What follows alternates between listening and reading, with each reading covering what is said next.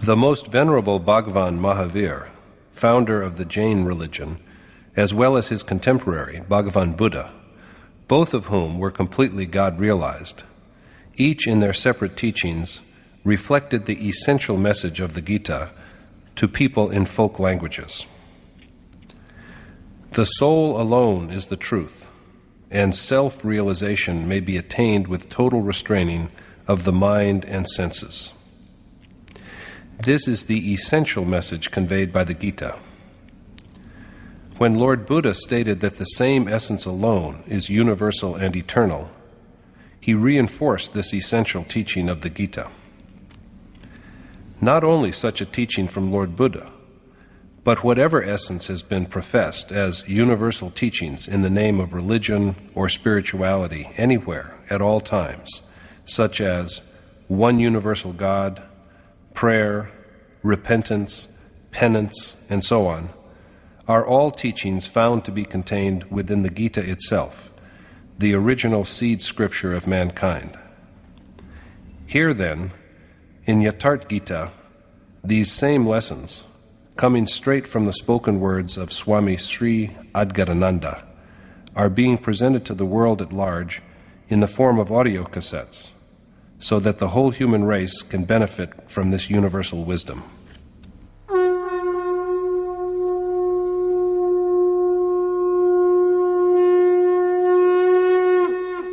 Om Shri Paramatmane Namaha. Yatharth Geeta, Srimad Bhagavad Gita. Chapter 4. Elucidation of the deed of Yagya. In Chapter 3, Yogeshwar Krishna had given the assurance that if a man followed his precept, free from delusion and with sincere devotion, he would be liberated from the bondage of action. Yoga, both of knowledge and action, has the power to effect liberation from this servitude. The idea of waging war is embodied in yoga. In the present chapter, he points out who the author of yoga is, as well as the stages by which this discipline has evolved.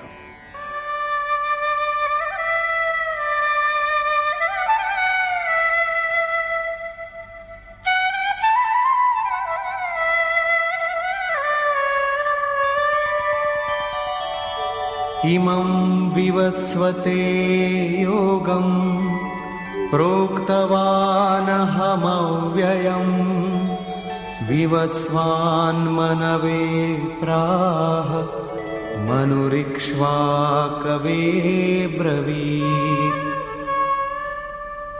The Lord said, "It was I who taught the eternal yoga to the sun, Vivaswat, who then taught it to Manu, who taught it to Ikshwaku."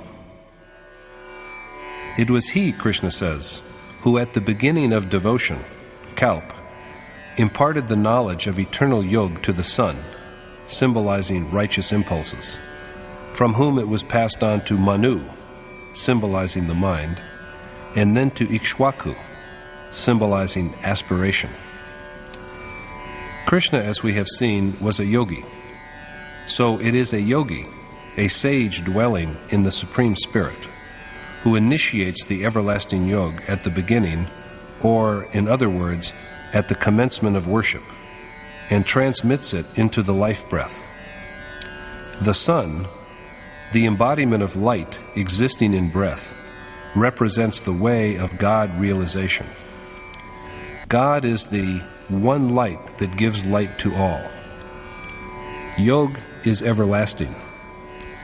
Krishna has said earlier that the inception, the seed of this process, is indestructible. If it is but begun, it does not cease until it has achieved perfection. The body is cured by medicines, but worship is the remedy for the soul. The beginning of worship is the beginning of self-cure. This act of devotion and meditation is also the creation of an accomplished sage. To the primitive man lying unconscious in the night of ignorance, who has not given a thought to yoga, is brought the perfection of yoga when he meets with an accomplished sage. Just by looking at the great man, by listening to his voice, by rendering albeit an inadequate service to him, and by associating with him. Goswami Tulsidas has also said this: ultimate bliss is granted to the man who has perceived God, as well as to the man who has been noticed by God. Krishna says that at the beginning he taught yoga to the sun. If a realized sage just casts a glance at a devotee, the refinement of yoga is transmitted into the life breath of the lucky soul. All beings that live are animated by the sun, by God who is subject to himself alone. Since light is life, or breath, it is ordained that the Supreme Spirit can be attained only by the regulation of life breath. Transmission of pious instincts into the early man is the imparting of knowledge of yoga to the sun, after which, in due time, the seed of this perfection sprouts in the mind. This is how gods pass on the knowledge to Manu. After the seed has sprouted in the mind, there will arise a wish for the realization of the sage's utterance. If the mind has something in it, there is also the desire to achieve it. This is Manu's preaching yoga to Ikshwaku. There will be a longing or aspiration to do that ordained act which is eternal and which liberates from the bondage of action. If it is so, there is the will to act and worship is quickened. Krishna now speaks about the point to which yoga takes us after it has been set in motion.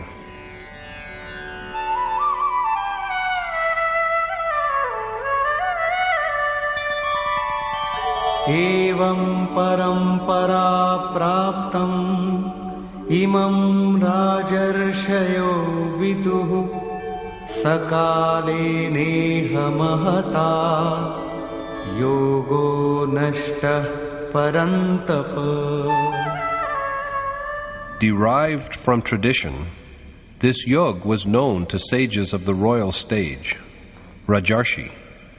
But at this point, O destroyer of foes, it declined and was almost extinct. This yoga, transmitted by an accomplished saint into the breath of the primitive, barbaric man, and thereafter flowing from breath into the mind, thence to longing or aspiration, and from that to active practice, thus developing by gradual stages, reaches the royal stage and is then revealed to the seeker. Extraordinary powers are generated in worshippers who have reached this level. At this critical stage, yoga almost ceases to be in this world or body. So the problem is how to carry it beyond this dividing line. It seems that every seeker is destroyed after reaching this stage. But according to Krishna, it is not so. One who has taken refuge in him as a loved devotee and dear friend is spared.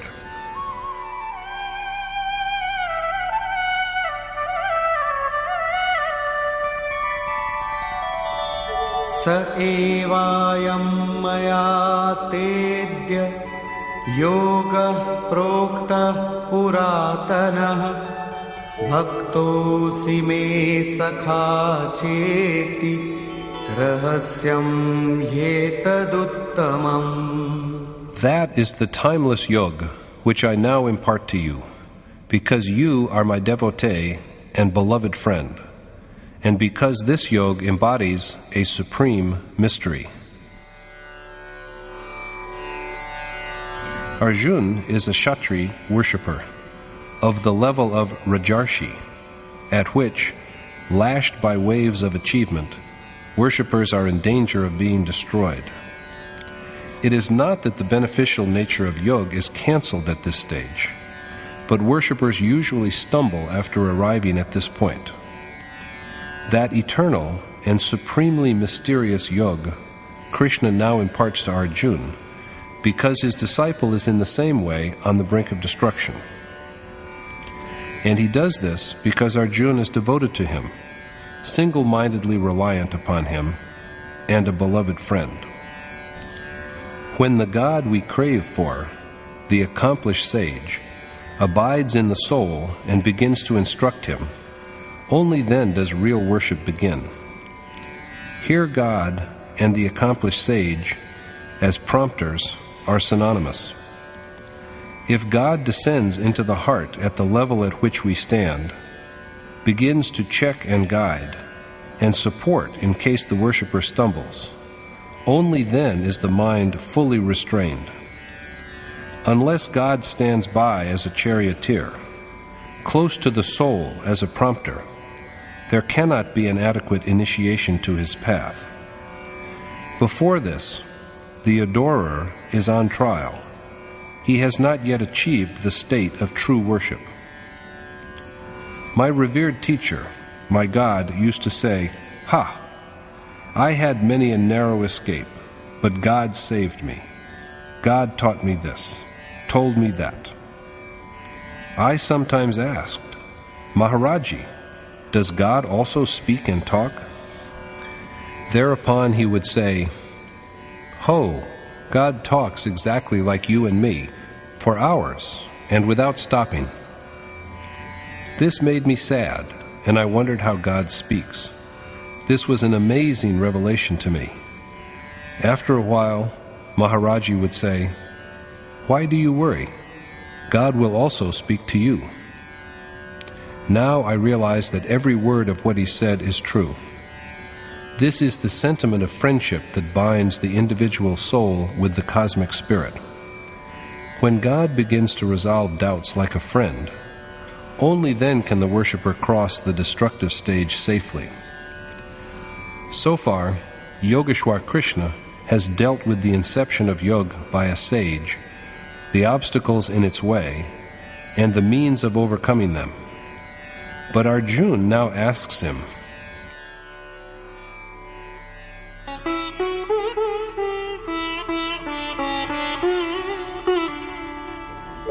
Aparam bhavato janma param janma vivasvatah kathame tadvijaniyam tvamado proktavaniti. Arjuna said, "Since Vivaswat, craving for God, was born in the distant antiquity, and your birth is only recent, how am I to believe that you had taught yoga to him?"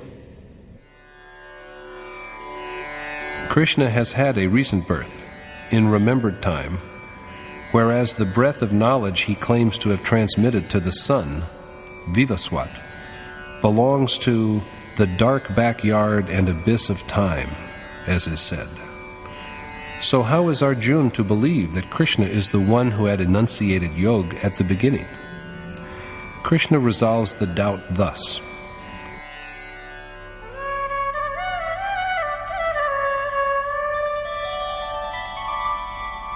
Bahuni me vyatitani janmani tava charjuna tanyaham veda sarvani natvam vetha parantapa. The Lord said, "O Arjuna, you and I have passed through innumerable births, but, O vanquisher of foes, whereas you do not have memory of your previous births, I do." Krishna and Arjuna have had numerous births, but the latter does not remember them. The worshipper does not know, but he who has beheld his self knows it, and one who has realized the unmanifest knows it. According to Krishna, his birth is unlike that of others. Attainment of the self is distinct from attainment of a body. Krishna's manifestation cannot be seen with physical eyes. He is birthless, hidden, and eternal, and yet he is born with a human body. Therefore, they who preach that death of the physical body brings liberation offer but a false consolation. A soul realizes the ultimate essence while he is yet in his assumed human body. If there is even the slightest flaw, he has to undergo another birth. Till now, Arjuna has thought Krishna to be a mortal like him. That is why he speaks of his recent birth. Is Krishna like other bodies?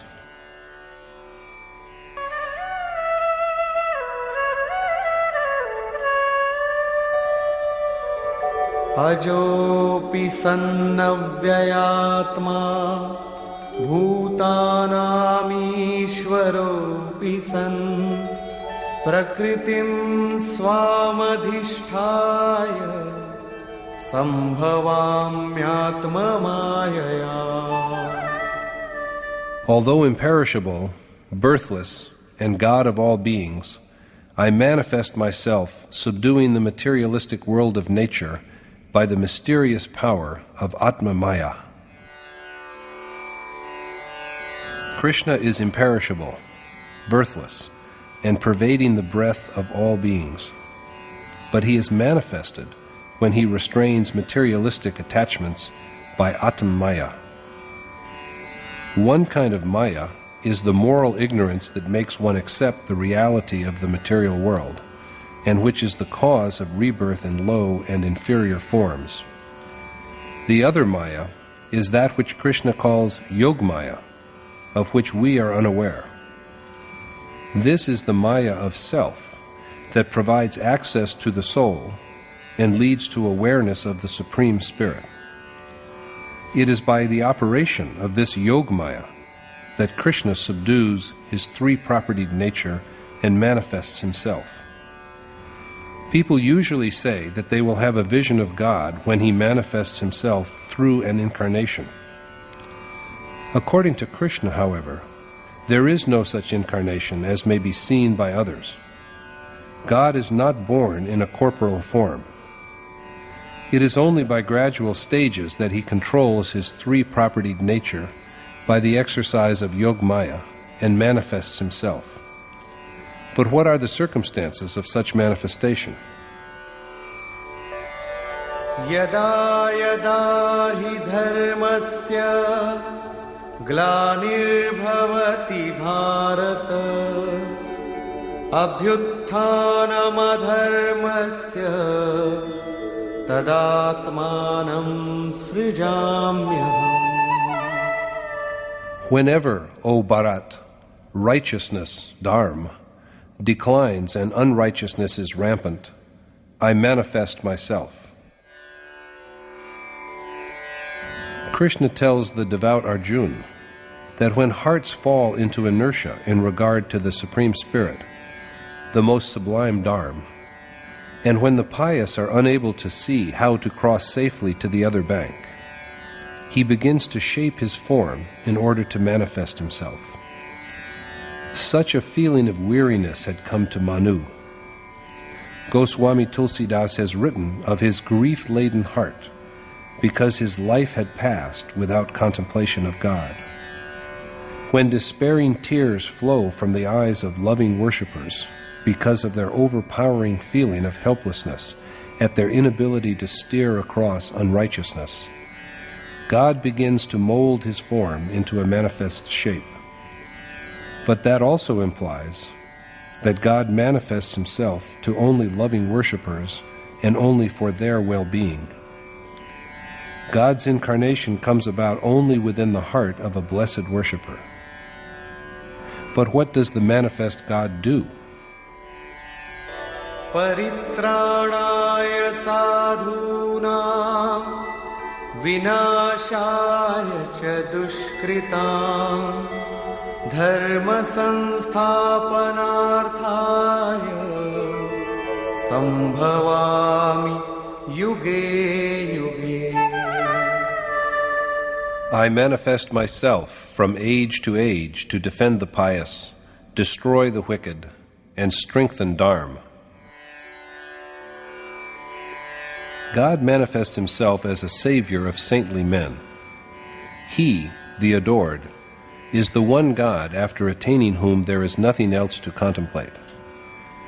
Krishna assumes a manifest form from age to age to destroy impediments that obstruct the smooth flow of righteous impulses, such as wisdom, renunciation, and restraint, as also to annihilate the demoniacal forces of passion, anger, attachment, and repugnance, and to reinforce dharma. The word age, as used by Krishna here, does not refer to historical ages like the Golden Age, Satyug, or the Iron Age, Kali Yuga. It rather alludes to the stages of rise and fall, of the waxing and waning of dharma, through which human nature has to pass. These are stages of dharma, and the human heart has to progress through them. Goswami Tulsidas has written about it in the Ramayana, chapter 7, verse 10. The stages of dharma undergo variation in every heart at all times, not because of ignorance, but because of the operation of the divine power of Maya. This is what has been named Atma Maya in the 6th verse of the chapter. Inspired by God, this knowledge is the one which makes the heart a veritable dwelling of God. But how can one know through which stage one is passing at the moment? When virtue and moral goodness, sattva, alone are active in the heart, when passion and ignorance have subsided, when all fears are stilled, when there is no feeling of repulsion, when there is the necessary strength to rest firmly on the signals that are received from the desired goal, when the mind is overflowing with happiness, then alone is one enabled to enter into the Golden Age. On the other hand, when the forces of darkness, tamas, combined with passion and moral blindness, rajas, are sweeping through, when there are animosities and conflicts all around, the worshipper is passing through the Iron Age, Kali Yuga. When there is predominance of ignorance and abundance of lethargy, slumber and procrastination, that is the stage of the Kali Yuga of Dharma. The man passing through this stage does not do his duty, even though he knows it. He knows what he is forbidden to do, and yet he does it. These stages of Dharma, of its ascent and descent, are determined by innate properties. These stages are the 4 ages, Yug, according to some, the 4 classes Varn, according to others, and the 4 levels of spiritual seeking, excellent, good, medium, and low, according to yet others. In all the stages, God stands by the worshipper. Nevertheless, there is a plenty of divine favor at the highest stage, whereas the assistance appears to be meager at the lower stages. So Krishna tells Arjuna that a worshipper who is earnestly devoted to his ultimate goal is a sage, but he can be saved only when the flow of divine impulses such as wisdom, renunciation, and self-restraint, which provide access to the object, is unimpeded. Similarly, doers of wicked deeds are not undone just by the destruction of their non-existent mortal bodies, because they will be reborn with the same wicked impressions, sanskar, that they had earned in the previous life, and do the same evil which they had done before. So Krishna manifests himself in all ages to destroy moral perversions and to strengthen dharma. Installation of the one changeless God alone is the final destruction of evil. In brief, Krishna has said that he manifests himself again and again in all circumstances and categories to destroy evil and foster good, and to strengthen faith in the Supreme Spirit. But he does this only if there is profound regret in the worshipper's heart. So long as the grace of the worshipped God is not with us, we cannot even know whether evil has been destroyed or how much of it still remains.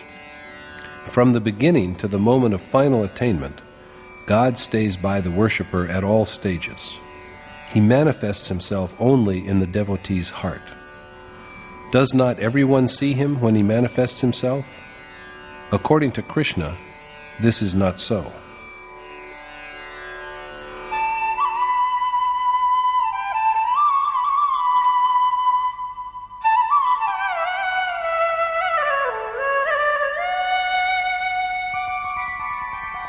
जन्म कर्म च मे दिव्यम् एवं यो वेत्ति तत्त्वतः त्यक्त्वा देहं पुनर्जन्म नैति मामेति सोऽर्जुन.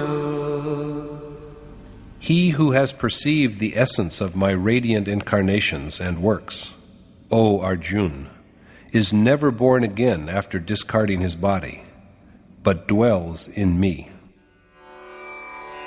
God's incarnation, his gradual manifestation through profound remorse, and his works, eradication of hindrances which generate evil, provision of the essentials of self-realization, and reinstatement of dharma, are not like the birth and deeds of mortals.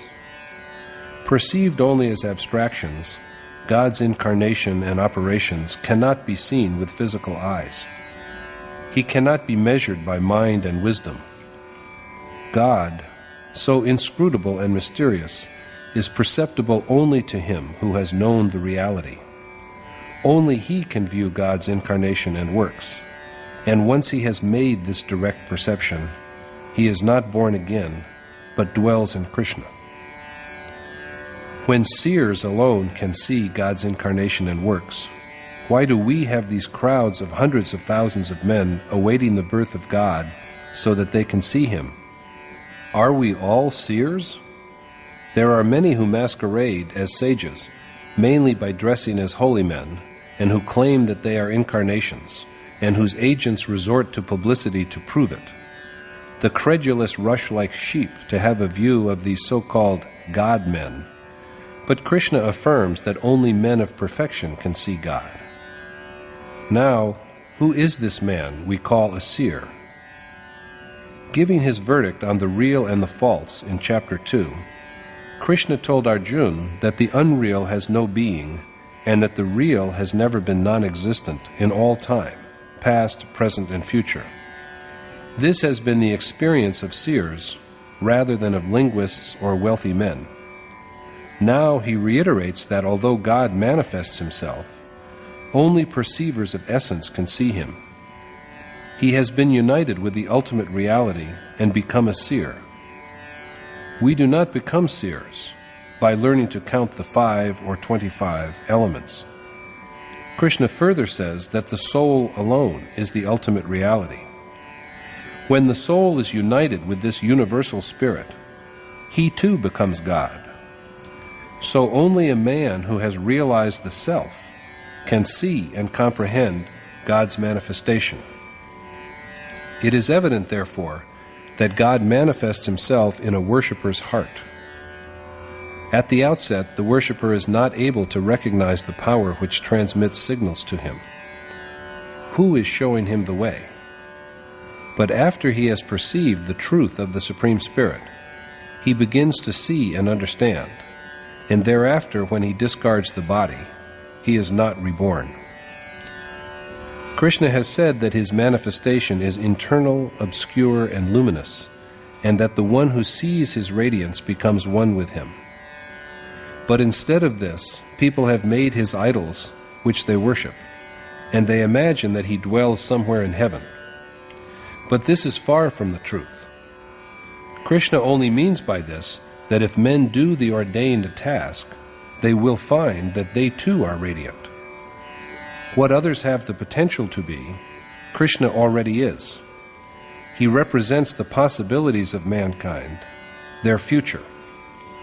The day we achieve perfection within ourselves, we will also be what Krishna is.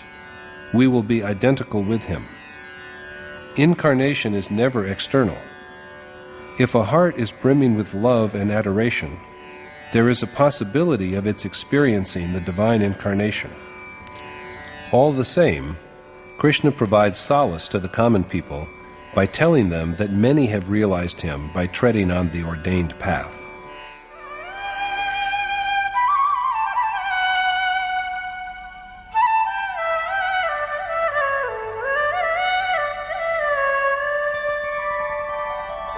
वीतराग भय क्रोधा मन्मया मामुपाश्रिताः बहवो ज्ञानतपसा पूता मद्भावमागताः. Free from passion and anger, wholly dedicated to me, finding shelter in me, and purified by knowledge and penance, many have realized my being. Many who have taken refuge in Krishna with single-mindedness and complete detachment, freed equally from passion and passionlessness, fear and fearlessness, anger and absence of anger, and purified by knowledge and penance, have attained to his state. It is not that only now it is so. This canon has always been in operation. Many have attained to his state before. But what is the way? Krishna shapes himself and appears in a heart that is filled with profound sorrow at the predominance of unrighteousness. It is people with such hearts who realize him. What Yogeshwar Krishna had previously called perception of reality, he now calls knowledge, or Gyan. God is the ultimate reality. To perceive him is wisdom. Men with this knowledge therefore realize him. Here the problem is resolved, and Krishna now proceeds to distinguish worshippers according to their qualities.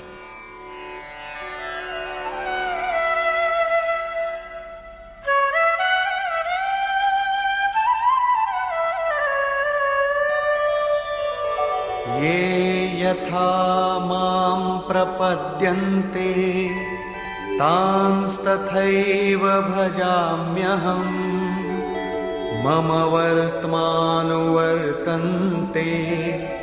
मनुष्याः पार्थ सर्वशः. O Parth, as men worship me, even so do I accept them, and knowing this, the wise follow me in every way. Krishna rewards his worshippers according to the nature of their devotion. He assists them in the same degree. It is the worshipper's dedication that is returned to him as grace. Knowing this secret, the righteous conduct themselves with single-mindedness according to the way laid down by him. They who are dear to him act according to his way. They do what he ordains them to do. God shows his favor by standing with the worshipper as a charioteer. He begins to walk along with the worshipper and manifest his glory. This is the form of his loving care. He stands up for the destruction of forces that generate wickedness and to protect righteous impulses that provide access to reality. Unless the worshipped God acts as the earnest charioteer who alerts at every step, despite his dedication and closing his eyes in meditation and all other endeavors, the worshipper cannot cope with the adversities of the material world successfully. How is he to know how much distance he has covered and how much more remains to be covered? The adored God stands inseparably with the self and guides him. That he is now at this point, that he should do this and walk like that. Thus, the gulf of nature is gradually bridged, and, guiding the soul ahead by gradual steps, God at last enables him to merge into him. Worship and adoration have to be performed by the devotee, but the distance on the path which is covered by the devotee is only by God's grace. Knowing this, men who are pervaded by divine sentiment through and through follow Krishna's precept.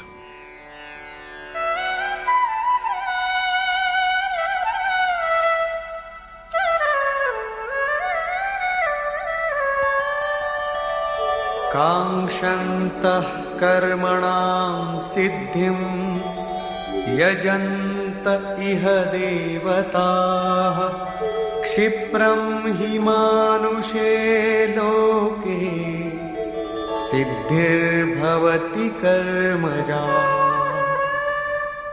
Desiring fruits of their action, men worship manifold gods, for the rewards of action are then earned quickly.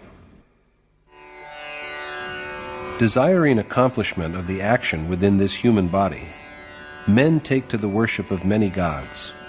Krishna has told Arjuna to perform the ordained action, which is performance of Yagya, a way of worship, in which the incoming and outgoing life breaths are offered to God as oblation, and the outward-looking senses are burnt out in the fire of self-restraint, and whose final outcome is the attainment of God. The true meaning of action is worship, and this is again clarified later in this chapter. The outcome of this action is oneness with the eternal God, the supreme goal, the state of total actionlessness.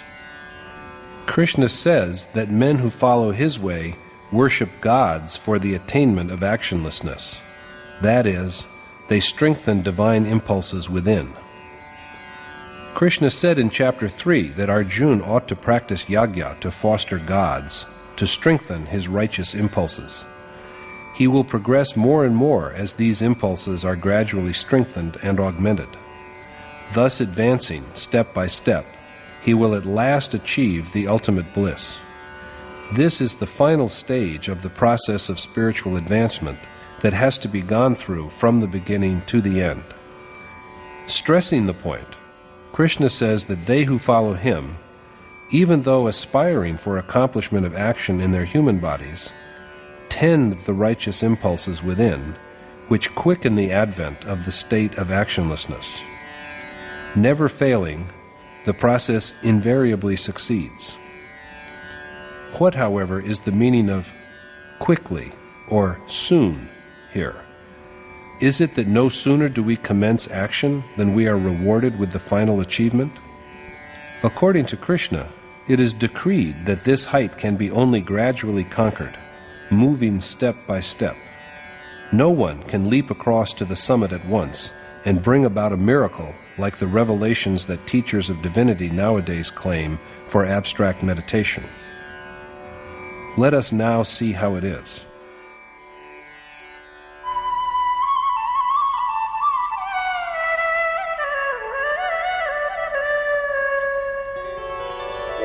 चातुर्वर्ण्यं मया सृष्टं गुणकर्म विभागशः तस्य कर्तारमपि मां विद्यकर्तारमव्ययम्.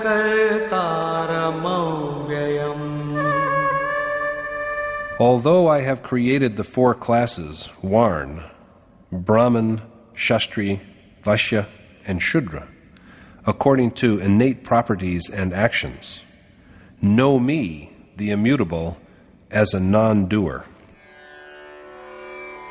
Krishna represents himself as the maker of the four classes. Does it mean that he has divided men into four rigid categories determined by birth? The truth is, rather, that he has divided actions into four classes on the basis of inherent properties. All the same, as he tells Arjuna, he, the imperishable God, is a non-agent and should be known as such. The innate property, gun, of a being or thing is a measure, a yardstick. If the dominant property is that of ignorance or darkness, tamas, it will result in an irresistible inclination to laziness, excessive sleep, wantonness, aversion to work, and compulsive addiction to evil, in spite of the realization that it is evil. How can worship commence in such a state? We sit and worship for 2 hours and we try to do it with the utmost earnestness, and yet we fail to secure even 10 minutes that are truly propitious.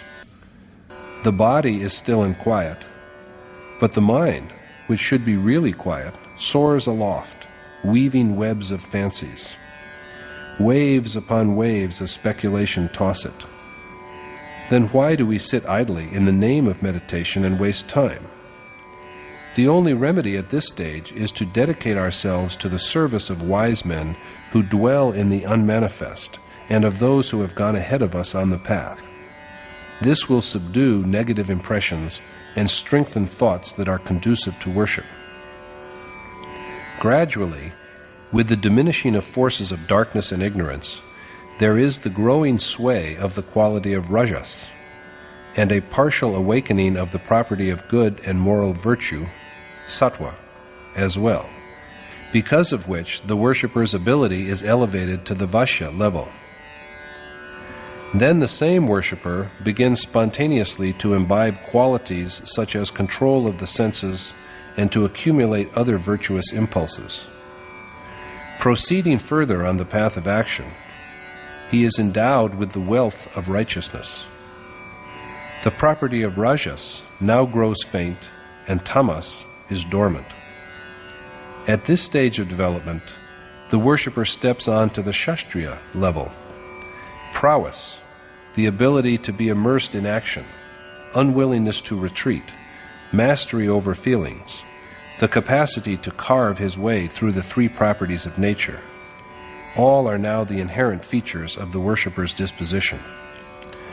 With yet further refinement of action, sattva makes its approach, at which there is the evolution of virtues such as control of the mind and senses, concentration, innocence, contemplation, and abstract meditation, and faith, as well as the capacity to hear the voice of God, all qualities that provide access to Him. With the emergence of these qualities, the worshipper comes to belong to the Brahmin class. This, however, is the lowest stage of worship at this level. When ultimately the worshipper is united with God, at that point, the highest point, he is neither a Brahmin, nor a Shastriya, nor a Vashya, nor a Shudra. So worship of God is the only action, the ordained action, and it is this one action that is divided into 4 stages according to the motivating properties. The division was made, as we have seen, by a saint, by a Yogeshwar. A sage dwelling in the unmanifest was the maker of this division. Yet Krishna tells Arjuna to regard him, the indestructible and maker of Varn, as a non-doer. How can it be so?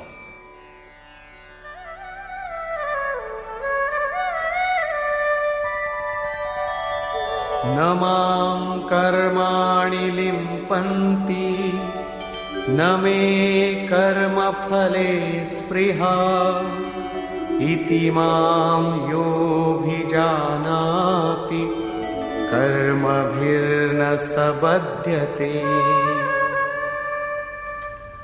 I am unsullied by action because I am not attached to it, and they who are aware of this are in the like fashion unfettered by action. Krishna is unattached to the fruits of action. He said before that the deed by which Yagya is accomplished is action, and that the one who tastes the nectar of wisdom generated by Yagya merges into the changeless, eternal God.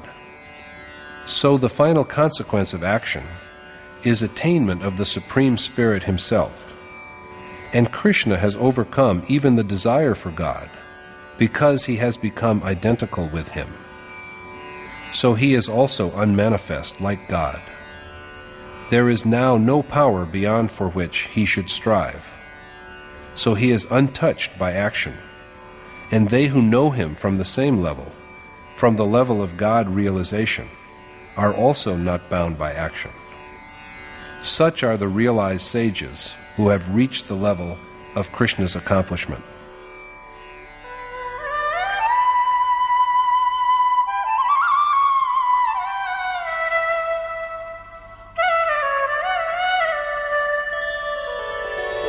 Evam gyatva kritam karma purvairapi mumukshubhi kuru karmaiva tasmat tvam purvaihi purvataram kritam.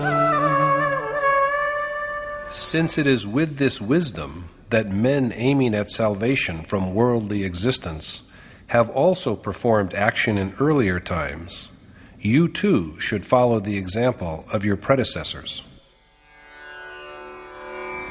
In the past, too, men desiring salvation had acted with the same realization, that the patterns of action are severed when, as the final outcome of his action, the doer is one with God, and when he is liberated from desire even for him. Krishna belongs to this state, so he is untainted by action, and if we have what he has, we too will be freed from the bonds of action. Whoever knows what Krishna knows from his elevated position will be freed from action. So whatever Krishna might have been, the unmanifest God or accomplished sage, his attainment is within the reach of all of us. It was with this kind of wisdom that earlier men aspiring for salvation had set upon the path of action. It is for this reason that Arjuna is told to do what his predecessors have done. This is the only way that leads to the sublime good. So far, Krishna has stressed the performance of action, but he has not yet explained what this action is. He only mentioned it in chapter 2 and told Arjuna to listen to him on selfless action. He described its special features, one of which is that it gives protection against the terrible fear of birth and death. He then dwelt upon the precautions that have to be observed in its performance. But despite all this, he has not pointed out what action is. He later added in chapter 3 that whether one prefers the way of knowledge or the way of selfless action, action is a necessity in each case. One becomes neither wise by renouncing action, nor emancipated from action by just not undertaking it. They who suppress their organs of action with violence are just arrogant hypocrites. So Arjuna should act, restraining his senses with the mind. Krishna told him to do the ordained action, which is performance of Yagya, to clarify the meaning of action. And now, in this chapter, he has told Arjuna that even scholars of great erudition are confounded by the problems of what action is and what actionlessness is. So it is important that action and actionlessness are understood well. Kim karma kima karmeti kavayopyatra mohitaha tatte karma pravakshami yajgyatva mokshyase shubha. Even wise men are confused about the nature of action and actionlessness, and so I shall explain the meaning of action to you well, so that knowing it you may be emancipated from evil. What are action and the state in which there is no action? Even men of learning are confounded by these questions. So Krishna tells Arjuna that he is going to expound well the meaning of action to him, so that he can be freed from worldly bondage. He has already said that action is something that liberates from the fetters of temporal life. Now again, he stresses the importance of knowing what it is.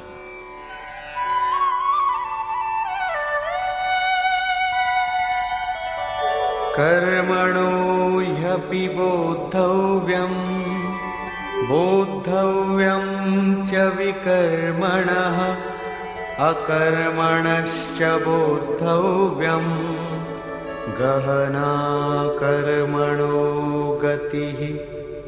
It is essential to know the nature of action as well as of actionlessness, and also that of meritorious action, for the ways of action are so inscrutable.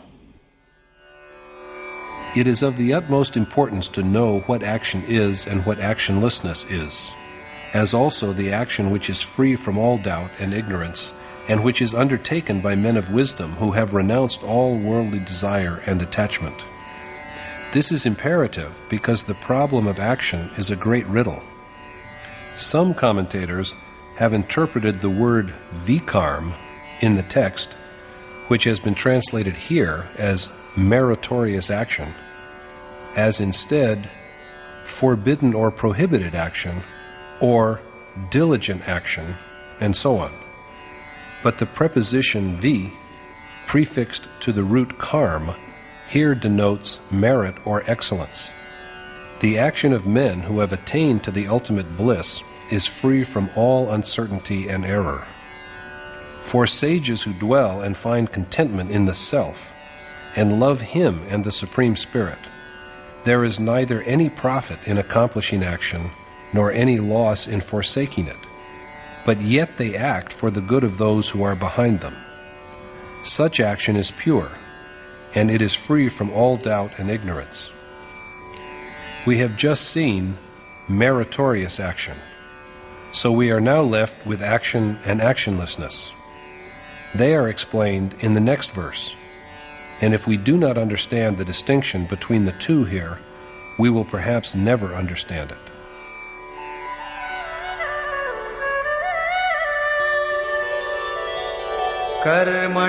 कर्मण्यकर्मयः पश्येद् अकर्मणि च कर्म यः स बुद्धिमान् मनुष्येषु स युक्तः कृत्स्नकर्म कृत्.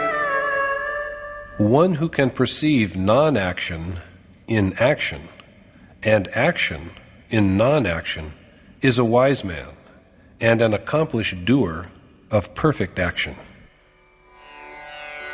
Action means worship, and the accomplished doer is one who sees non-action in action, that is, who contemplates God and yet believes simultaneously that rather than being the doer, he has only been prompted to action by his inherent properties. Only when this ability to see non-action has been mastered and the continuity of action is unbroken, should one believe that action is proceeding in the right direction. The man with this insight is a wise man, verily a yogi, endowed with the means by which the individual soul is united with the Supreme Spirit, and a doer of perfect action.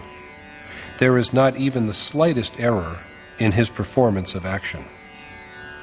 But before we come to the next verse, let us recall briefly, for the sake of better understanding, what Krishna has said about action and yagya so far. What is usually done in the name of action, he has said, is not action. Action is a prescribed undertaking, the performance of yagya. Whatever else is done besides this is not action. According to Krishna, anything apart from this that is done is worldly bondage rather than action. From what Krishna has spoken about the nature of yagya, it is evident that it is a particular mode of worship which guides the devotee to the adored God and effects his dissolution in him. For the performance of this yagya, one has to subdue the senses, control the mind, and augment pious impulses. Concluding this part of the argument, Krishna said that many yogis depend upon serenity of breath during silent recitation of the deity's name by restraining the life winds, in which state there is neither internal volition nor coming into the mind of any desire from the external environment. In such a state of total restraint of the mind, when even the restrained mind itself is dissolved, the worshipper merges into the changeless, eternal God. This is yagya, the performance of which is action. Therefore, the true meaning of action is worship. It means divine adoration and practice of yoga. And this is what is treated at length later in the chapter under review. So far, only a distinction has been made between action and non-action, the awareness of which will guide the worshipper onto the right path and enable him to tread effectively on it.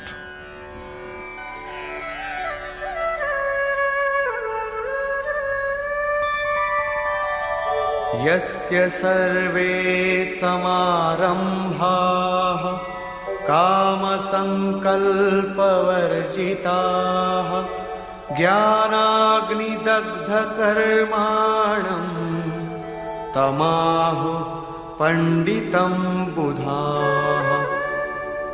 Even the learned call that man a sage, all of whose actions are free from desire and will, both burnt to ashes by the fire of knowledge. It was said in the last verse that with the acquisition of the capacity of perceiving non-action in action, The man who is engaged in action grows into a doer of perfect action in which there is not even the slightest flaw. Now it is added that restraint of desire and will is a victory of the mind. So action is something that elevates the mind above desire and will. Krishna tells Arjuna that a well-commenced action gradually becomes so refined and sublimated that it takes the mind above will as well as above irresolution. And then, with the burning out of even the last desire which he does not know, but which he was previously eager to know, the worshipper is blessed with direct perception of God. Direct knowledge of God by following the path of action is called knowledge, or Gyan, the sacred knowledge that enables the soul to be united with the Supreme Spirit. The fire of this direct perception of God annihilates action forever. What was sought has been achieved. There is nothing beyond it to quest for. Who is there beyond God to search for with further endeavor? So with the attainment of this wisdom, the need for action comes to an end. Rightly have sages called men with such wisdom Pandit, men of profound erudition. Their learning is perfect. But what does such a saint do? How does he live? Krishna now illumines his way of life.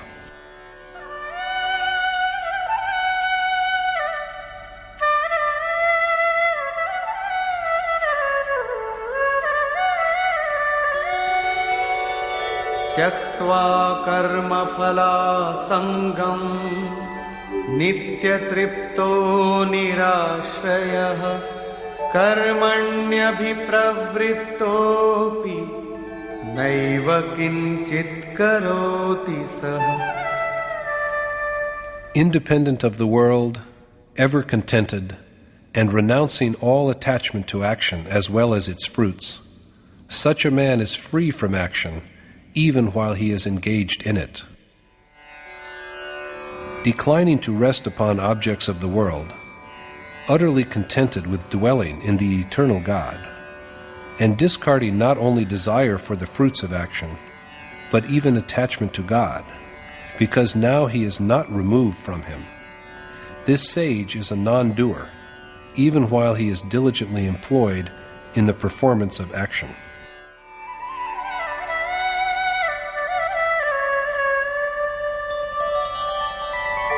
निराशीर्यत चित्तात्मा त्यक्त सर्वपरिग्रहः शारीरं केवलं कर्म कुर्वन्नाप्नोति किल्बिषम्.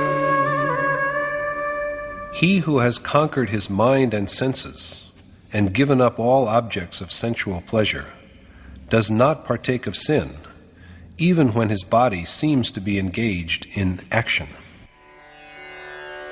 It is only the physical body of the man who has overcome both his mind and senses, renounced all objects of worldly enjoyment, and achieved total freedom from desire, that seems to be engaged in action, whereas in truth he does nothing, and that is why he does not incur sin. He is perfect, and so he is emancipated from the cycle of birth and death.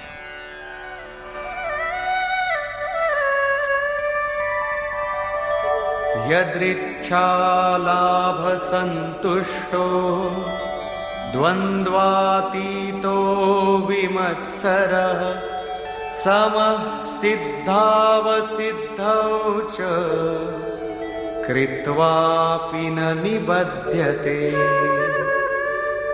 Contented with what comes to him unsought, he who is indifferent to happiness and sorrow, free from envy, and even-minded in success and failure, is a man of equanimity, unenslaved by action, even when he performs it.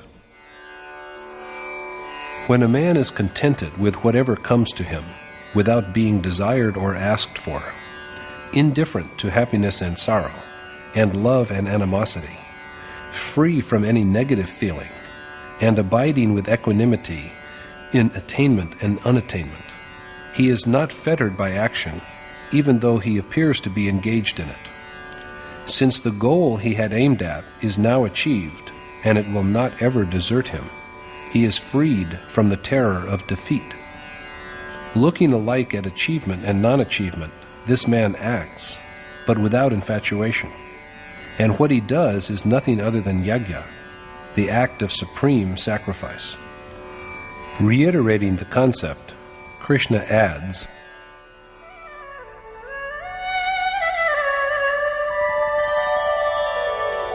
Gata sangasya muktasya jnanavasthita chetasah yagyāyācharatah karma samagram praviliyate.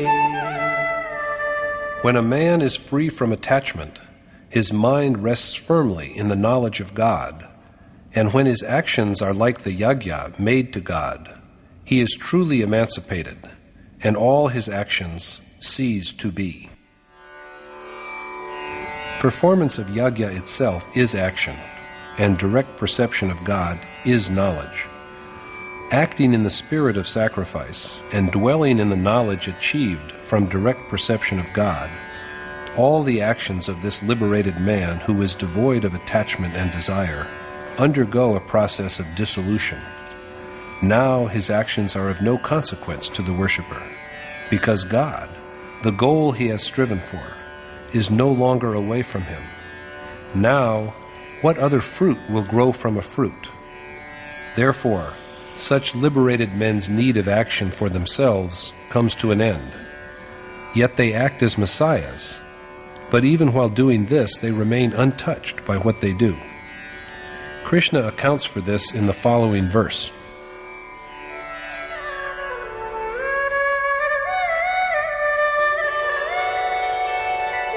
Brahmarpanam brahmahavihi brahmagno brahmanahutam brahmaiva tena gantavyam brahma karma samadhina. Since both the dedication and the oblation itself are God, and it is the godlike teacher who offers the oblation to the fire, which is also God, the attainment also of the man whose mind is set on godlike action is God himself. The emancipated man's Yagya is God. What he offers as oblation is God, and the sacred fire to which the sacrifice is made is also God.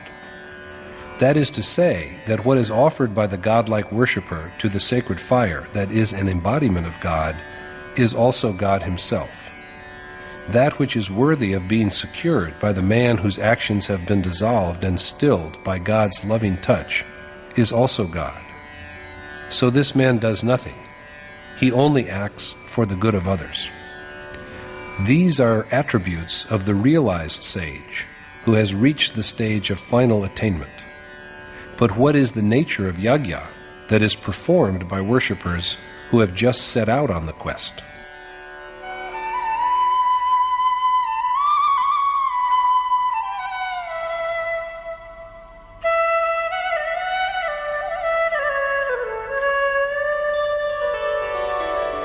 Daivamevapare yagyam yoginah paryupasate brahmagnavapare yagyam yagyenaivopajuhvati. Some yogi perform yagya to foster divine impulses, whereas some other yogi offer the sacrifice of yagya to a seer who is the fire of God.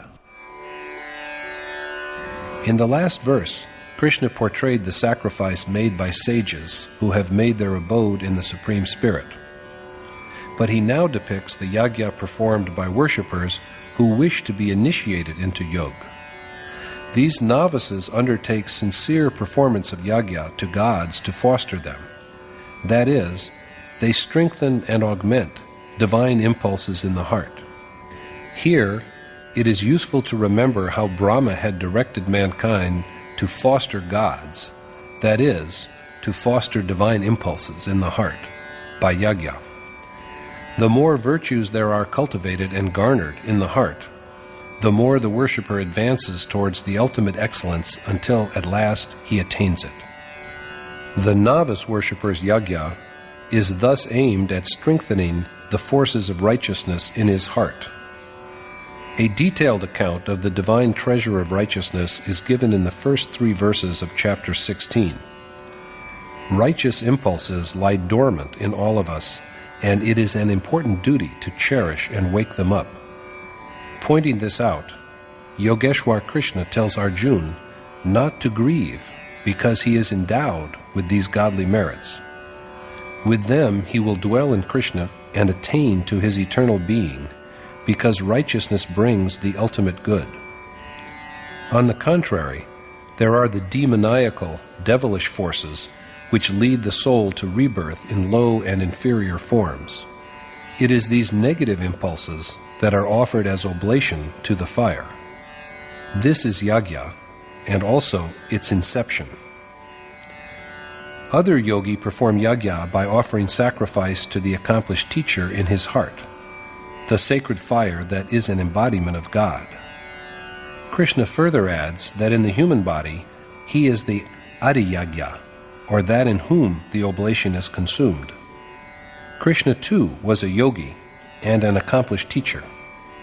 These other yogi offer oblations to the godlike teacher who also annihilates evils like fire.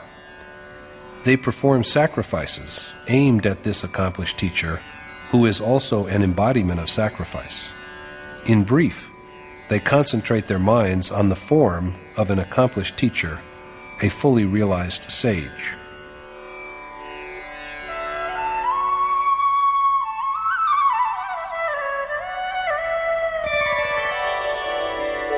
श्रोत्रादीनीन्द्रियाण्यन्ये संयमाग्निषु जुह्वति शब्दादीन् विषयानन्य इन्द्रियाग्निषु जुह्वति. While some offer their hearing and other senses as sacrifice to the fire of self-restraint, others offer speech and other sense objects to the fire of the senses. Yet other yogi offer all their senses of action, ear, eye, skin, tongue, and nose, to the fire of self-control. That is, they subdue their senses by withdrawing them from their objects. There is no real fire in this case. As everything cast into fire is reduced to ashes, even so, the fire of restraint destroys the outward-looking senses. There are then yogi who offer all their senses of perception, sound, touch, form, taste, and smell, to the fire of the senses. They sublimate their desires and thus turn them into effective means for achievement of the supreme goal. After all, the worshipper has to carry on his task in this world itself, assaulted all the while by good as well as evil utterances of people around him. No sooner than he hears words that arouse passion, however, he sublimates them into the feeling of renunciation, and thus burns them in the fire of the senses. It happened so once with Arjuna himself. He was engaged in contemplation when all of a sudden his ears were thrilled by lilting melody. When he looked up, he saw Urvashi, the heavenly courtesan, standing before him. All the other men were enthralled by her sensual charm, but Arjuna saw her with filial sentiment as mother. The voluptuous music thus grew faint in his mind and was buried in his senses. Here we have the fire of the senses. Just as objects put into fire are burnt out, sensual forms, sight, taste, smell, touch, and sound, are bereft of their power to distract the worshipper when they are transformed and shaped in accordance with the requirements of his goal. Having no longer any interest in sense perceptions, the worshipper does not now assimilate them. Words like other, apre, and anye, in the verses under discussion, represent different states of the same worshipper. They are the varying, high and low, states of mind of the same worshipper, rather than different forms of yagya.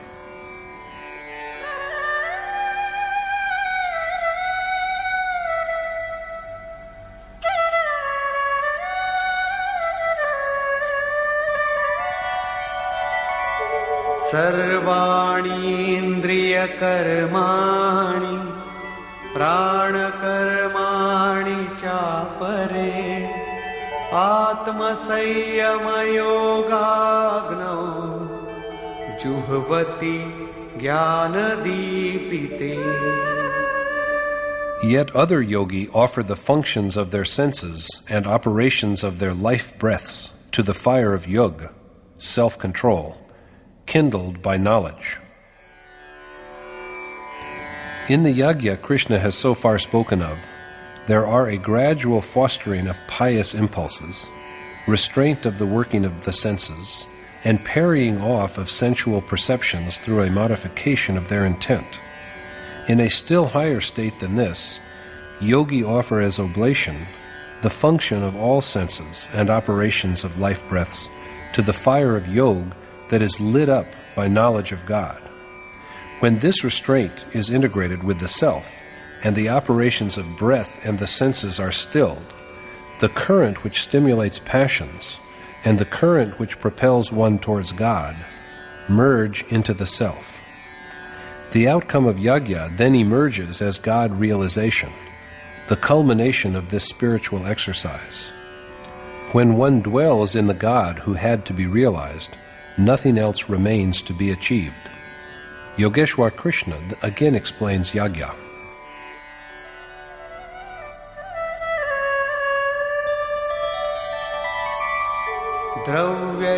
द्रव्ययज्ञास्तपो यज्ञा योगयज्ञास्तथा परे स्वाध्यायज्ञानयज्ञाश्च यतयः संशितव्रताः. Just as many perform yagya by making material gifts in service of the world, some other men perform yagya through physical mortification. Some perform the sacrifice of yoga, and yet others who practice severe austerities perform yagya through the study of scriptures. There are many who make sacrifice of wealth. They contribute riches to the service of saints. Krishna accepts whatever gifts are offered to him with devotion, and he is a benefactor of those who make these gifts. This is the yagya of wealth or riches. To serve every man, to bring those who have strayed back to the right path by contributing wealth to the cause, is the sacrifice of riches. These sacrifices have the capability to nullify the natural sanskars. Some men mortify their senses through penances for the observance of their dharma. In other words, their sacrifice, made according to their inherent properties, is penance, humiliation of the body, and it belongs to the stage between the lowest and highest levels of yagya. Wanting inadequate knowledge of the path that leads to God, the Shudra worshipper who is just setting out on the way of worship undergoes penance by rendering service. The Vaishya by acquisition of divine riches, the Kshatriya by demolishing passions and anger, and the Brahmin with his ability to be united with God. All of them have to toil alike. In truth, yagya is one, and there are only its lower and higher stages governed by innate properties. My noble teacher, the revered Maharaji, used to say, to trim the mind along with the body and senses in keeping with the goal is penance. They tend to digress from the goal, but have to be pulled back and applied to it. There are many who practice the yagya of yoga. Yoga is the joining of the soul, wandering amidst nature, with God who is beyond nature. A clear definition of yoga is found in the 23rd verse of chapter 6. Usually, the meeting of two objects is yoga. But is it yoga if a pen meets paper or a dish meets a table? Of course not, because both are made of the same 5 elements. They are one, not two. Nature and the self, by contrast, are two entities, distinct from each other. There is yoga when the nature-based soul meets the identical God, and when nature is dissolved in the soul. This is the true yoga. So there are many who resort to a strict practice of restraint because it is conducive to this union. The practitioners of the yoga of sacrifice, Yagya, and they who are given to severe austerities, keep in view their own self and perform the Yagya of knowledge. Here, non-violent but severe austerities, such as restraint, religious observance, the appropriate posture of sitting, serenity of breath, withholding of the mind along with physical organs, retention meditation, and perfect absorption of thought in the Supreme Spirit, are indicated as the eightfold features of yoga. There are many who undertake self-study because they aim at self-knowledge. Reading books is but the first step to self-knowledge, for in the true sense, it is derived only from contemplation of the self, which brings about attainment of God, and the final outcome of which is knowledge or intuitive perception. Krishna now points out what is done for this yagya of knowledge or contemplation of the self.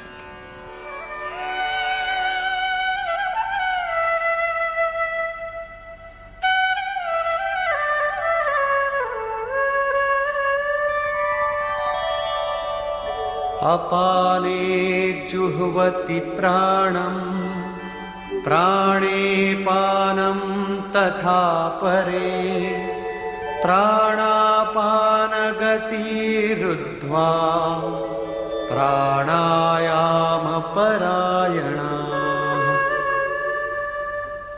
As some offer their exhalation to inhalation, others offer their inhaled breath to the exhaled breath, while yet others practice serenity of breath by regulating their incoming and outgoing breath. Meditators on the self sacrifice the vital air to apan, and similarly apan to pran. Going even higher than this, other yogi restrain all life winds and take refuge in the regulation of breath, pranayam. That which Krishna calls pran-apan, Mahatma Buddha has named anapan. This is what he has also described as shwas-prashwas, inhaling and exhaling. Pran is the breath that is inhaled, whereas apan is the breath which moves out. Sages have found by experience that along with breath, we also imbibe desires from the surrounding environment, and similarly transmit waves of inner pious as well as impious thoughts with our exhalations. Non-assimilation of any desire from an external source is the offering of pran as oblation, whereas suppression of all inner desires is the sacrifice of apan. So there is generation of neither internal desire nor grief because of thoughts of the external world. So when both pran and apan are properly balanced, breath is regulated. This is pranayam, the serenity of breath. This is the state in which the mind is supreme, for restraint of breath is the same as restraint of mind. Every accomplished sage has taken up this subject, and there is mention of it in the Ved. This is what the revered Maharaji also used to say. According to him, the one name is recited at 4 levels: Baikhari, Madhyama, Pashyanti, and Para. Baikhari is that which is manifest and audible. The name is pronounced in such a way that we, as well as other men sitting around us, may hear it. Madhyama is muttering the name at a medium pitch, so that the worshipper alone, but not even the man sitting beside, may hear it. This articulation is made within the throat. There is thus the gradual generation of an unbroken stream of harmony. When worship is yet more refined, the stage is reached when the worshipper develops the capacity to visualize the name. After this, the name is not recited, because it has now become an integral part of the life breath. The mind stands as an onlooker and just views what the breath shapes. When does it come in? And when does it go out? And what does it say? Sages of perception tell us that it articulates nothing except the name. Now the worshipper does not recite the name. He just listens to the melody of the name arising from his breath. He just watches his breath, and that is why this stage of breath control is called Pashyanti. At the stage of Pashyanti, the mind is set up as a witness, an onlooker. But even this is not needed when there is yet further refinement. If the desired name is just imprinted on memory, its melody will be heard spontaneously. There is no need of recitation now, for the name rings in the mind by itself. The worshipper does not recite any longer, and neither does he have to compel the mind to hear the name, and yet the recitation goes on. This is the stage of ajapa, of the unrecited. It will be a mistake to think, however, that this stage is reached without commencing the process of recitation. If it has not been initiated, there will be nothing like ajapa. Ajapa means that recitation which does not desert us, even though we do not recite. If only memory of the name is firmly set up in the mind, recitation begins to flow through it like a perennial stream. This spontaneous recitation is named ajapa, and this is the recitation by transcendental articulation, parvani. It takes one to God, who is the essence beyond nature.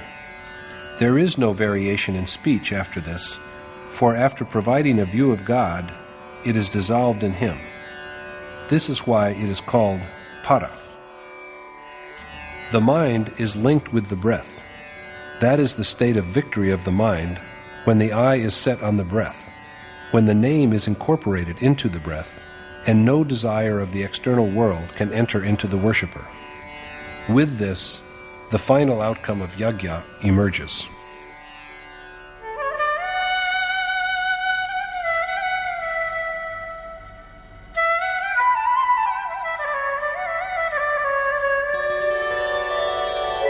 अपरे नियताहाराः प्राणान् प्राणेषु जुह्वति सर्वेऽप्येते यज्ञविदो यज्ञक्षपितकल्मषाः.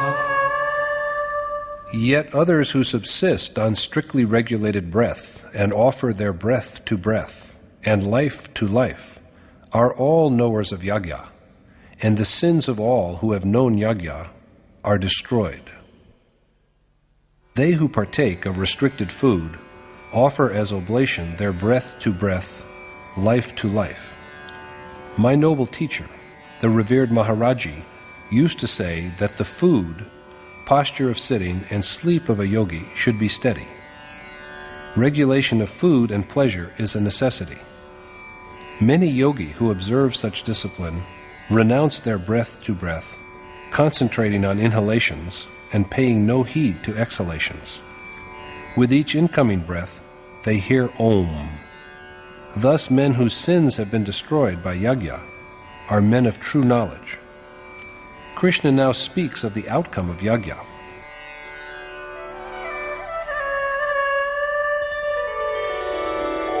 यज्ञशिष्टामृतभुजो यान्ति ब्रह्म सनातनम् नायं लोकोऽस्त्ययज्ञस्य कुतोऽन्यः कुरु सत्तमा. O Arjun, the best of Kuru, the yogi who have tasted the nectar flowing from Yagya attain to the eternal Supreme God. But how can the next life of men, bereft of Yagya, be happy, when even their life in this world is miserable? What Yagya generates, what results from it, is nectar, the substance of immortality.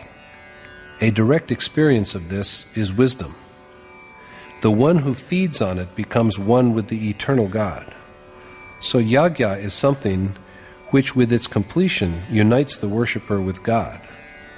According to Krishna, how can the next world bring happiness to men bereft of Yagya when even the mortal human birth is beyond their reach? It is their inevitable lot to be born in lower forms and nothing better than them. So the observance of Yagya is a necessity.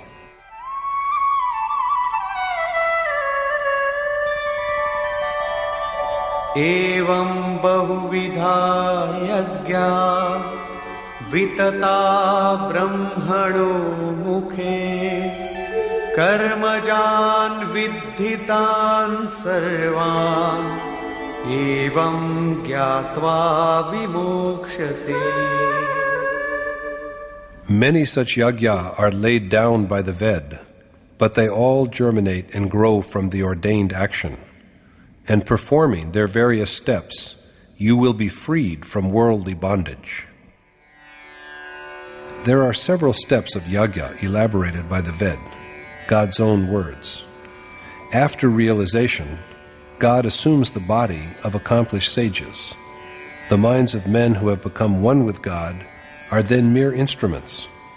It is God who speaks through them. So it is in His voice that these Yagya have been enunciated. Krishna tells Arjuna that he should know that all these Yagya have arisen from action. This is what he has said before also, in chapter 3, verse 14. He has just pointed out that all those whose sins have been wiped out by Yagya are the real knowers of Yagya. And now he tells Arjuna that he will be freed from the bonds of the world if he knows that Yagya arises from action. Here, the Yogeshwar has clearly stated the meaning of action. That conduct is action by which Yagya is accomplished. Now, there is no harm in engaging ourselves in trade, service, and politics, if, in doing them, we can earn divine riches, contemplate an accomplished teacher, restrain the senses, offer the oblation of outgoing breath to the incoming breath, sacrifice inhalations to exhalations, and regulate the vital winds of life. But we know that it is not so. Yagya is the only exercise that transports one to God the very moment it is complete. Do any other work you like, if it takes you to God in the same way. In fact, all these forms of Yagya are but internal processes of contemplation, forms of worship which make God manifest and known. Yagya is the special ordained mode that helps the worshipper to traverse the path that leads to God. That by which this Yagya is accomplished, regulation and serenity of breath, is action. The true meaning of action is therefore worship. It is usually said that whatever is done in the world is action. Work without desire or selfish interest is the way of selfless action. Some feel that it is action if they sell imported fabric for greater profit. They feel they are men of action. For others, dealing in indigenous goods to serve the country is the way of selfless action.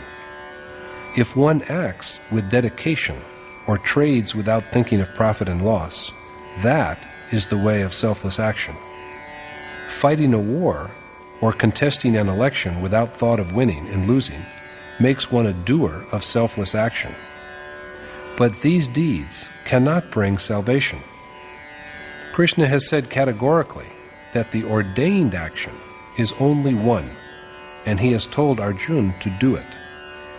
The performance of Yagya is action, and Yagya is sacrifice of breath, restraint of the senses, contemplation of the Supreme Spirit, the accomplished teacher, who symbolizes Yagya, and finally, regulation and serenity of breath.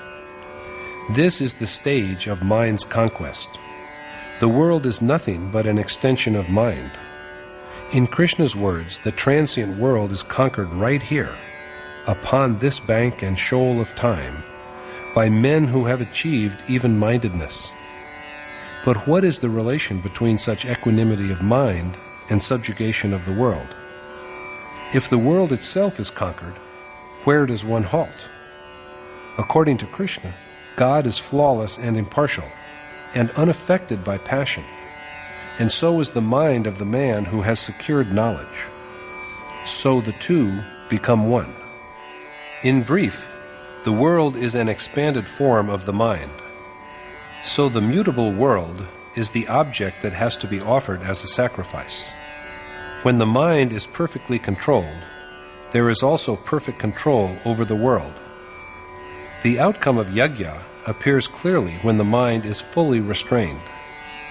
The nectar of knowledge that is generated by Yagya takes the man who has tasted it to the immortal God. This is witnessed by all sages who have realized God. It is not that worshippers of different schools perform Yagya in different ways. The different forms cited in the Gita are only the higher and lower states of the same worship. That by which this Yagya begins to be done is action. There is not a single verse in the entire Gita which defends or approves of worldly enterprise as a way to the realization of God. Usually, for the performance of Yagya, people build an altar, light a fire on it, and, intoning Swaha, cast barley grains and oil seeds into the sacred fire. Is this, we may ask, not Yagya? Krishna has this to say about it.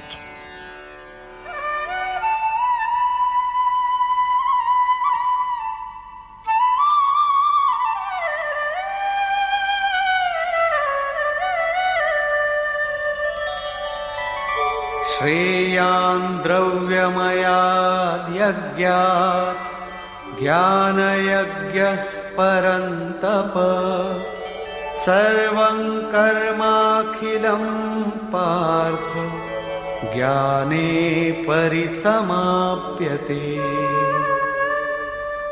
Sacrifice through wisdom is, O Parantap, in every way superior to sacrifices made with material objects.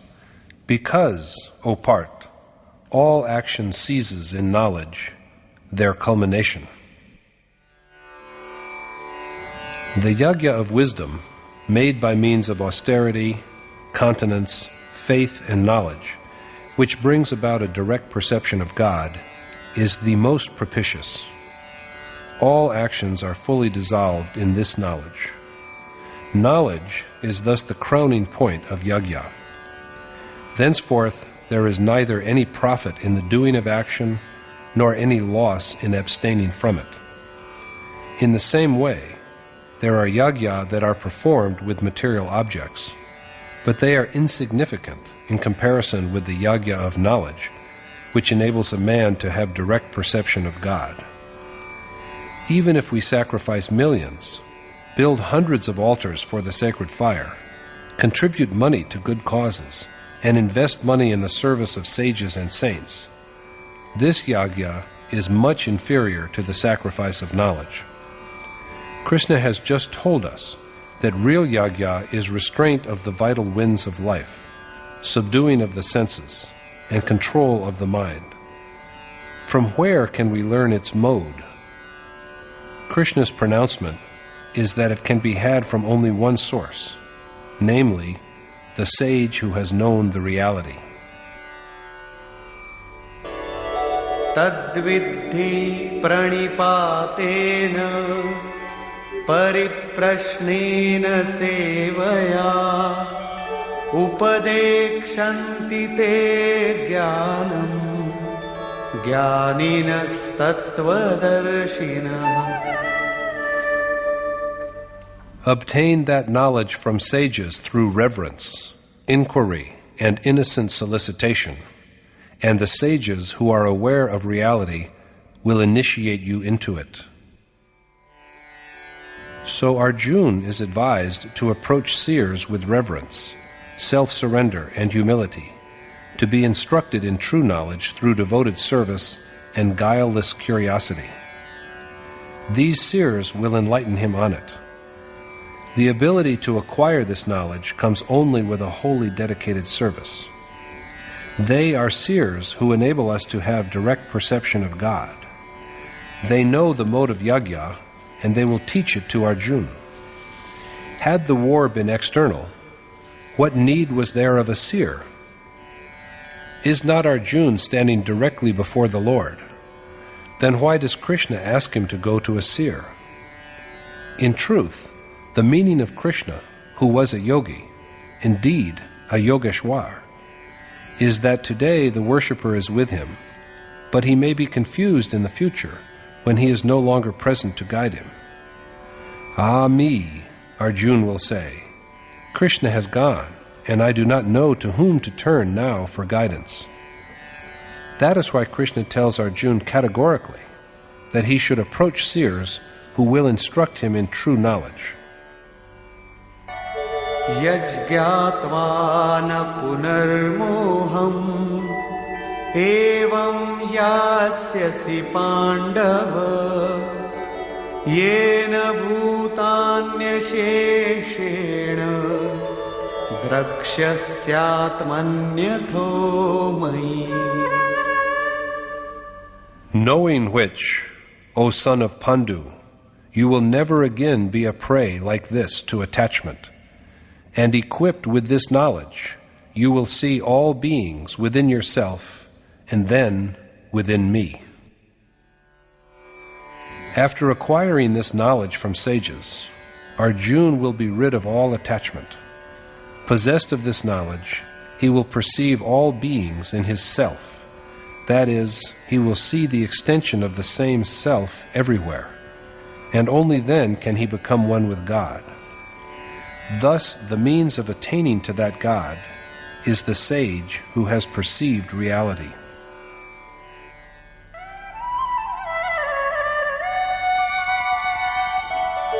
अपि चेदसि पापेभ्यः सर्वेभ्यः पापकृत्तमः सर्वं ज्ञानप्लवेनैव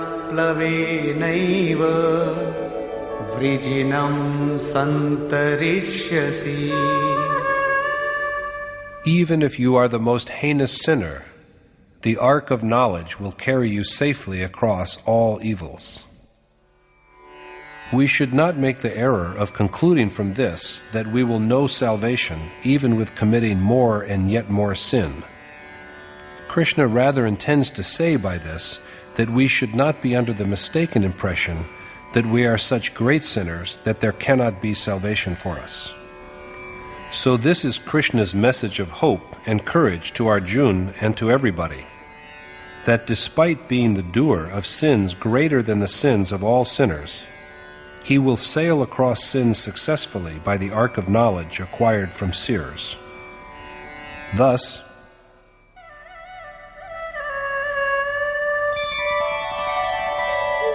यथैधांसि समिद्धोऽग्निः भस्मसात् कुरुतेऽर्जुन ज्ञानाग्निः सर्वकर्माणि भस्मसात् कुरुते तथा.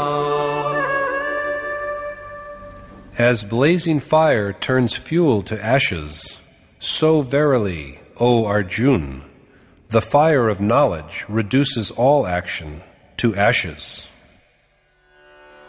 Here we have a portrayal not of an introduction to knowledge through which one approaches Yagya, but of the culmination of knowledge or perception of God, in which there is first the destruction of all unrighteous inclinations, and in which then even the act of meditation is dissolved. The one who had to be attained to has been attained. Now, who is there to look for by further meditation? The sage, with the wisdom that arises from perception of God, brings his actions to an end. But where does this perception of God occur? Is it an external or internal phenomenon?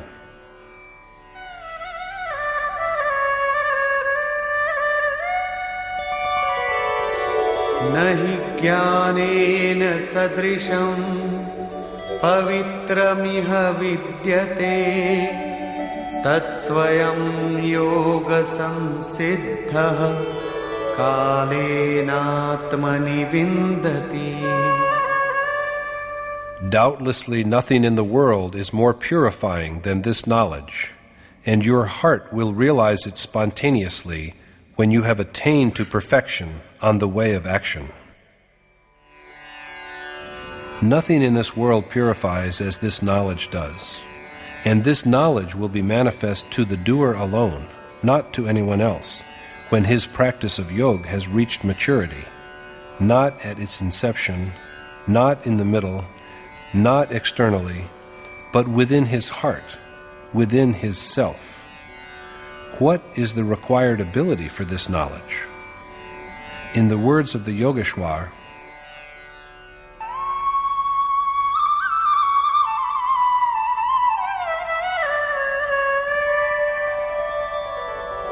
श्रद्धावान् लभते ज्ञानं तत्परः संयतेन्द्रियः ज्ञानं लब्ध्वा परां शान्तिम् अचिरेणाधिगच्छति.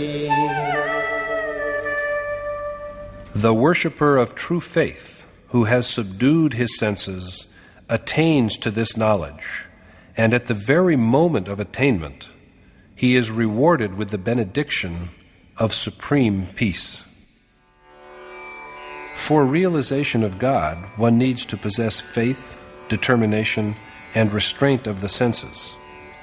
If there is no intensely felt curiosity for the knowledge of God, even taking refuge in a seer will not bring it.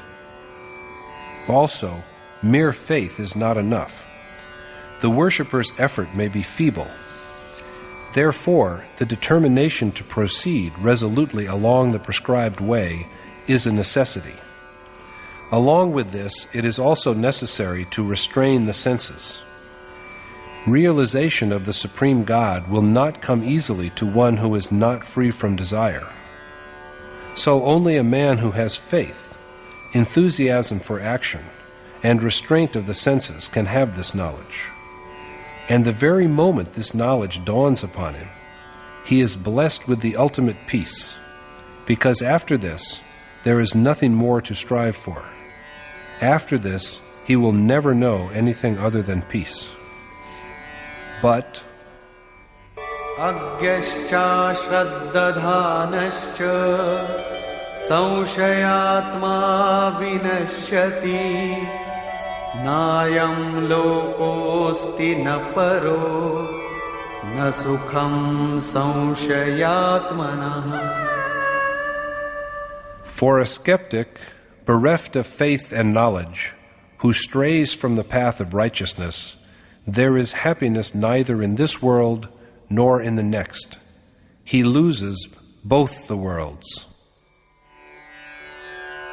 For the man who is ignorant of the way of Yagya, for the doubting man who is devoid of faith and who strays from the path of good, there is no happiness, no next life in human form, and no God. So if there are any doubts in the worshipper, he should go to a seer and resolve them, or else he will never know the reality. So who is blessed with knowledge? Yoga sannyasta karmanam jnana sanchinna saushayam atmavantam na karmani nibadnanti dhananjaya.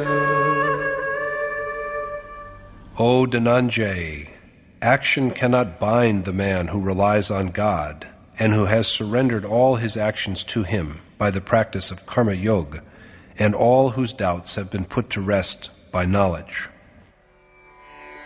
Action cannot enslave the man whose deeds are dissolved in God by the practice of yoga, whose doubts have been resolved by perception, and who is united with God. Action will be brought to an end only by yoga. Only knowledge will destroy doubts. So Krishna finally says,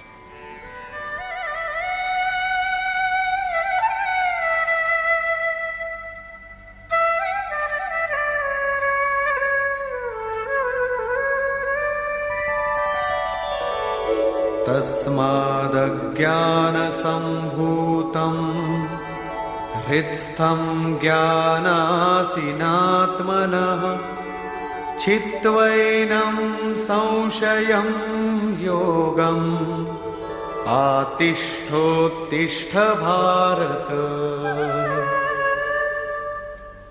So, O Bharat, dwell in yoga and stand up to cut down this irresolution that has entered your heart because of ignorance, with the steel of knowledge. Arjuna has to fight, but the enemy, irresolution, is within his own heart, not outside. When we proceed on the way of devotion and contemplation, it is but natural that feelings of doubt and passion will arise as obstacles before us. These enemies launch a fearful assault.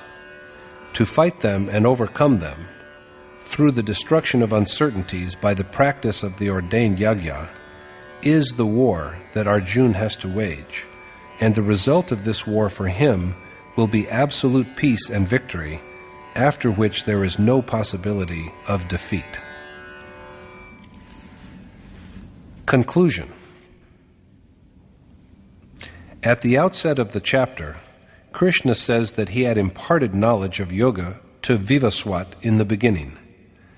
Vivaswat taught it to Manu, and Manu to Ikshwaku, and thus the knowledge evolved to the state of Rajas. The teacher who had imparted this knowledge was Krishna, or in other words, one who is birthless and unmanifest. A realized sage also is birthless and unmanifest. His body is but an abode in which he dwells. It is God himself who speaks through his voice. It is by some such sage that yoga is imparted. Even a glance of such a sage irradiates one's life breath with the effulgence of self-realization. Possessing the light it sends forth, the sun symbolizes the ever-luminous God who resides in, as well as expresses himself through, breath. Imparting the knowledge of Yagya to the sun stands for awakening of the divine life that lies dormant and unperceived in every human heart. Transmitted to breath, this light is hallowed into a sacred discipline. In due course, it enters the mind as a resolve. Realization of the significance of Krishna's utterance to Vivaswat gives rise to a hankering for achieving it, and yoga is then transformed into action. The point in hand needs further elaboration. Vivaswat, Manu, and Ikshwaku are symbolic primogenitors of mankind. Vivaswat represents the unenlightened primitive man without spiritual awakening. It is a sage who sows the seeds of devotion in this man. There then comes into being a desire for God that arises in the mind, which is Manu in microcosm. The mind transforms the aspiration into an acute craving, which is embodied as Ikshwaku, and the process of changing it into practice is speeded up. After having gone through the first two stages, when the worshipper is endowed with divine impulses, the yearning for God enters upon the third stage, when yoga becomes known and begins to manifest its glory. This is indeed a stage fraught with risk, for yoga is now on the brink of destruction. But they who are loved devotees and dear friends are provided with succor by sages like Krishna. When Arjuna refers to his recent birth, Krishna points out that although unmanifest, imperishable, birthless, and pervading all beings, he yet manifests himself by Atam-maya and by subduing by his yoga his nature with its three properties. What then does he do after manifesting himself? Since the beginning, he has undergone one incarnation after another to protect that which is fit for accomplishment, as well as to destroy forces which give rise to evils and to strengthen the godlike Dharma. His birth and acts are of a metaphysical nature, and only a seer can perceive them. Krishna has further explained the mode of God's manifestation, of how it is an event that occurs within the heart of a devoted yogi, and certainly never externally. Krishna has said that action does not bind him, and just so, they who have attained to the same state are not bound by action. He has also said unambiguously that this knowledge he can acquire only by his own action rather than through the conduct or action of others. Also, it will come to him when his yog is in an accomplished stage rather than at the outset. Perception of knowledge will be within the sphere of the heart, not outside, and it comes only to those who are dedicated, determined, in control of their senses, and free from all doubt. So finally, Arjuna is advised to sever the irresolution in his heart with the sword of renunciation. Thus, war is within the heart. The war of the Gita is quite unconcerned with any external conflict. In this chapter, Krishna has thus mainly elaborated and explained the nature and form of Yagya, and added that the deed of accomplishing it is action.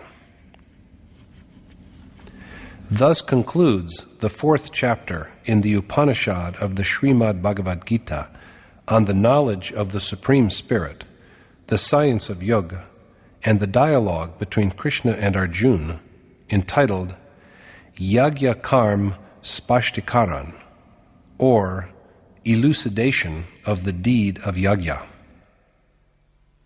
Thus concludes Swami Adgaranand's exposition of the 4th chapter of the Srimad Bhagavad Gita in Yatharth Geeta. Hari Om Tat Sat.